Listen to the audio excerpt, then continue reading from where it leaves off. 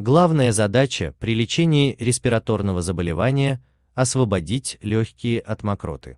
В первые несколько дней она может накапливаться, вызывая сухой кашель. Но в дальнейшем секрет должен разжижаться и выводиться из организма. Пейте много жидкости, а именно чистую воду. Кашель заставляет организм терять больше жидкости из-за увеличения частоты дыхания, а в сочетании с жаром эти потери только усиливаются.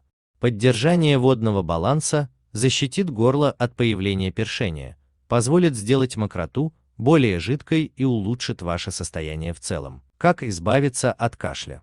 Кашель возникает не только при заболеваниях дыхательной системы, но и при поражении других органов. Тимьян или чабрец избавляет от мокрого и сухого кашля. Он стимулирует двигательную активность ресничатого эпителия дыхательных путей, за счет чего увеличивает продукцию слизи, способствует уменьшению кашлевых приступов и вязкости мокроты. Из-за большой концентрации эфирных масел чабрец ценится в народной медицине за способность снимать спазмы и воспалительные процессы. При сухом кашле отвар оказывает бронхорасширяющее и отхаркивающее действие. Чабрец применяют при таких болезнях: пневмония, бронхит, трахеит, коклюш. Приготовленный чай уменьшит болезненное чувство в области горла и способствует мягкому отхождению мокроты. Во время простуды чабрец одновременно вылечит горло, устранит кашель и понизит температуру тела.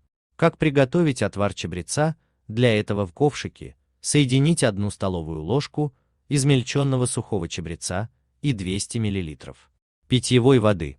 Сырье залить кипятком, настаивать до полного остывания. Остудить отвар до комнатной температуры под закрытой крышкой.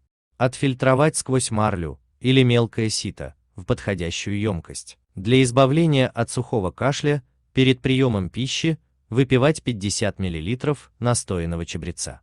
Потребуется повторять лечение отваром до 5 раз в день.